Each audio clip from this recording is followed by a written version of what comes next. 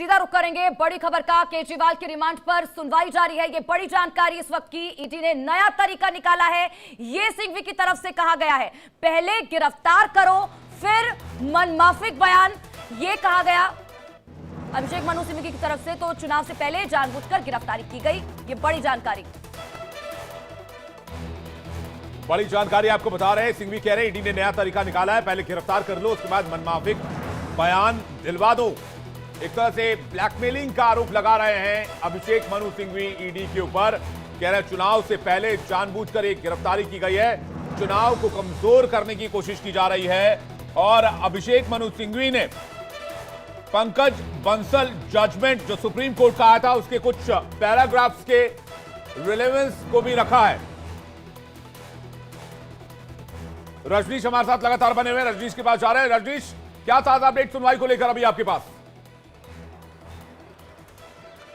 देखिए विवेक, सिंघवी जो है वो कोर्ट में बता रहे हैं कि सभी बड़े नेता जेल में हैं, चुनाव नजदीक है, इससे संविधान की मूल संरचना प्रभावित होती है, इसका असर लोकतंत्र पर पड़ता है, लोकतंत्र में समान अवसर होने चाहिए, केजरीवाल को गिरफ्तार करने की कोई जरूरत नहीं है। और इसके इतर जो सबसे बड़ी बात कही है वो ये कही है कि ईडी का अब नया तरीका है, पहले गिरफ्तार करो फिर उनको सरकारी गवाह बनाकर मनमाफिक बयान हासिल करो और उसकी एवज में उनको जमानत दिलवा दो। ये बड़ा आरोप जो है वो सिंघवी की तरफ से ईडी पर लगाया गया है। जी विवेक, चंदन के पास जा रहे हैं। चंदन, क्या अपडेट अभिषेक मनु सिंघवी की तरफ से और क्या दलीलें दी गई हैं? बिल्कुल, देखिए विवेक, लगातार जिस तरीके से एडिशनल सॉलिसिटर जनरल की तरफ से दलीलें दी गई, उसके बाद जो शुरुआती दलीलें अभिषेक मनु सिंघवी की वो इंटेंशंस टू अरेस्ट पर थी और अब लगातार वो इन बातों का जिक्र कर रहे हैं। वो कह रहे हैं कि ईडी इस तरीके से हवा में नहीं बता सकती कि यहां से पैसे ऐसे आए और यहां केजरीवाल ने लिए। आपको सब कुछ डेमोन्स्ट्रेट करना होगा। अगर आपके पास इन तमाम चीजों के पर्याप्त सबूत हैं, आप केवल उस व्यक्ति के आधार पर जिसको आपने पहले गिरफ्तार इस पूरे मामले में बतौर आरोपी के तौर पर किया और फिर उसने दबाव में आकर अप्रूवर बनना कबूल कर लिया और फिर उसने नाम ले लिया अगर मुख्यमंत्री केजरीवाल का, तो आप इस बिना पर जो है वो कस्टडी नहीं मांग सकते। बात वो इस बात का भी कर रहे हैं कि कैसे अरविंद केजरीवाल की गिरफ्तारी से कहीं ना कहीं जो एक चुनाव है जो इस वक्त 2024 के लोकसभा चुनाव, उस पर भी असर पड़ेगा, क्योंकि विपक्ष के लिए जो एक लेवल प्लेइंग फील्ड है जिसका जिक्र सुप्रीम कोर्ट ने भी कई जजमेंट्स में कहा है कि जो चुनाव है उसमें दोनों पार्टीज, सत्ता पक्ष और विपक्ष, उनके लिए एक लेवल प्लेइंग फील्ड होना चाहिए। लेकिन जिस तरीके से तमाम नेताओं की गिरफ्तारी हो रही है, तमाम जो नेता है उनको हिरासत में लिया जा रहा है, ईडी जिस तरीके से पहले किसी भी व्यक्ति को किसी भी मामले में हिरासत में ले लेती है, फिर उसको वो किसी पर किसी और का नाम ले लेके उस पर दबाव बनाती है और फिर वो किसी तीसरे की गिरफ्तारी करती है, ये जो पूरी चीजें हैं ये कहीं ना कहीं जस्टिफाइड नहीं है। जहां तक बात रही कि इंटेंशंस टू अरेस्ट की, उस पर लगातार क्वेश्चन किए जा रहे हैं और जिक्र अभिषेक मनु सिंघवी कर रहे हैं कि आखिर किस तरीके से सुप्रीम कोर्ट ने भी कई बार इस पूरे मामले में जिस बात का जिक्र किया है उसका भी पालन होना चाहिए। Any remanding court is not an automatic rubber stamp and it cannot be। वो ये कह रहे हैं कि ईडी को इस गलतफहमी को दूर कर लेना चाहिए कि वो किसी को भी हिरासत में लेकर कोर्ट में रिमांड मांगने के लिए आ जाएंगे तो उन्हें जो है वो रिमांड मिल जाएगी। उन्हें पूरी तरीके से इस बात को साबित करना होगा, क्या अरविंद केजरीवाल के पास से कोई पैसा बरामद हुआ है ये ईडी बताए, क्या अरविंद केजरीवाल के किसी भी बैंक अकाउंट में पैसा आया है ये ईडी बताए। इन तमाम बातों का जिक्र जो है वो बार बार अभिषेक मनु सिंघवी की तरफ से दलील में जो है वो किया जा रहा है और कहीं ना कहीं जिस तरीके से इस वक्त ये पूरी दलील आगे बढ़ती हुई नजर आ रही है।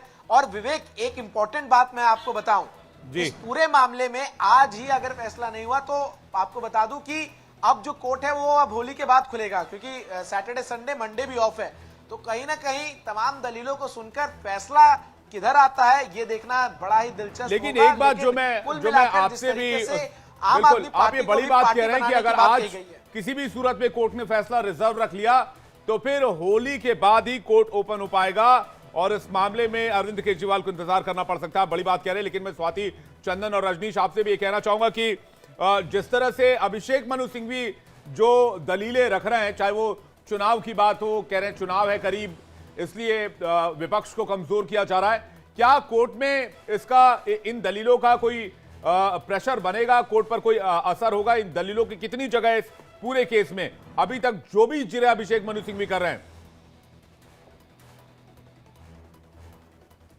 देखिए विवेक, अभी तक जितनी भी बातें अभिषेक मनु सिंघवी की तरफ से गई है उसमें कोई भी ऐसी पुख्ता तौर पे जो बातें नहीं है जो अरविंद केजरीवाल को ईडी को जो जीडी ने जो दस्तावेज जो बातें कही हैं, जो दावे किए हैं, जो आरोप लगाए हैं, उनको काउंटर कर सके। अभिषेक मनु सिंघवी जो है वो लगातार चुनावों की बात कर रहे हैं, लगातार ये बात कर रहे हैं कि सीधे तौर पर अरविंद केजरीवाल की भूमिका नहीं है, सीधे तौर पर अरविंद केजरीवाल के पास से कोई पैसा नहीं मिला है।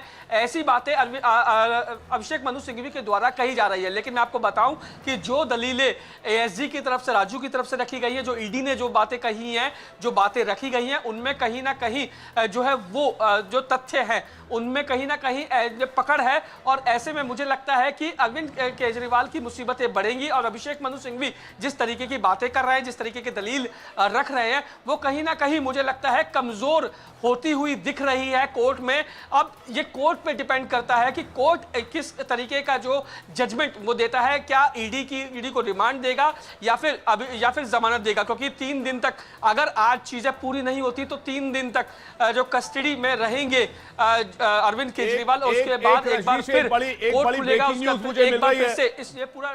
जी रजनीश, एक बहुत बड़ी ब्रेकिंग न्यूज मुझे मिल रही है, मैं दर्शकों को भी बताना चाहूंगा, आप लोगों को भी बताना चाहूंगा। एक पीआईएल डाली गई है, जरा इसकी ब्रेकिंग न्यूज बनाइए कि एक पीआईएल डाली गई है दिल्ली हाई कोर्ट में और कहा गया है कि अरविंद केजरीवाल को मुख्यमंत्री के पद से हटाया जाए।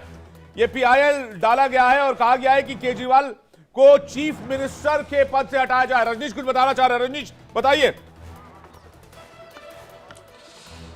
विवेक, सिंघवी की तरफ से अभी जो है राउस एवेन्यू कोर्ट में यह कहा गया है कि जांच में शामिल अब तक 50% लोगों ने केजरीवाल का नाम नहीं लिया है, वहीं 82% लोगों ने केजरीवाल के साथ किसी भी डीलिंग का जिक्र तक नहीं किया है। ये बातें इस समय जो अभिषेक मनु सिंघवी है उसके द्वारा कोर्ट में कही जा रही हैं।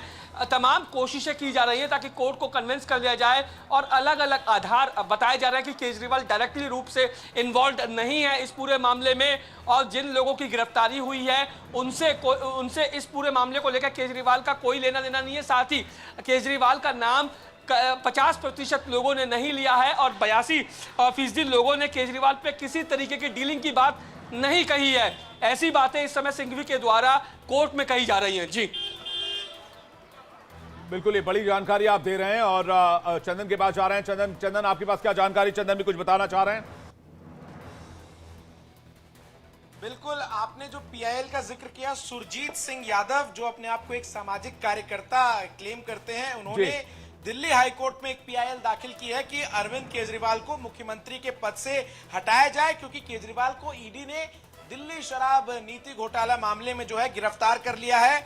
और आपको बता दें इस पूरे मामले में 10 दिन की कस्टडी की जो मांग है वो ईडी की तरफ से कर दी गई है। तो सुरजीत यादव नाम है जो अपने आप को सामाजिक कार्यकर्ता कहते हैं, उन्होंने ये पीआईएल मूव की है। विवेक बिल्कुल ठीक है, चंदन लौटेंगे आपके पास, लेकिन रजनीश मैं आपके पास आना चाहूंगी। और देखिए जो सिंघवी दलीलें रख रहे हैं, क्योंकि इसका जिक्र से पहले विवेक भी कर रहे थे, उन्होंने इसका भी जिक्र किया कि चुनाव से पहले जानबूझकर गिरफ्तारी की गई है। और इसका जिक्र तो सुबह आतिशी भी करती हुई नजर आई थी प्रेस कॉन्फ्रेंस में। उन्होंने साफ कहा था कि चुनावों पर इसका असर पड़ेगा, लोकतंत्र को की हत्या की जा रही है और चुनाव से ठीक पहले इस तरह के समन भेजे जाते हैं ईडी की तरफ से और चुनावों पर ये सीधा सीधा असर डालेंगे। साफ आतिशी कहती हुई नजर आई थी कि गिरफ्तारी हुई है, ये गलत है और अगर इस तरह से विपक्षी नेताओं को जेल में डाल दिया जाएगा तो कैसे चुनाव होंगे फिर? देखिए ये बातें लगातार जो है वो आम आदमी पार्टी की तरफ से ना आतिशी बल्कि तमाम जो नेता है और जो कार्यकर्ता है वो यही बात कह रहे हैं कि अरविंद केजरीवाल को चुनाव लड़ने से रोका जा रहा है, चुनाव का प्रचार करने से रोका जा रहा है, उनके प्रत्याशियों का मनोबल डाउन करने से रोका जा रहा है। तो वहीं दूसरी ओर अरविंद केजरीवाल लोकसभा चुनाव में प्रचार ना कर सके और आम आदमी पार्टी को जीत कहीं ना मिल जाए, इसके चलते जो है केंद्र सरकार जो है वो काफी डरी हुई है और केंद्र सरकार ईडी के जरिए ये तमाम चीजें, ये तमाम कार्रवाई करवा रही है।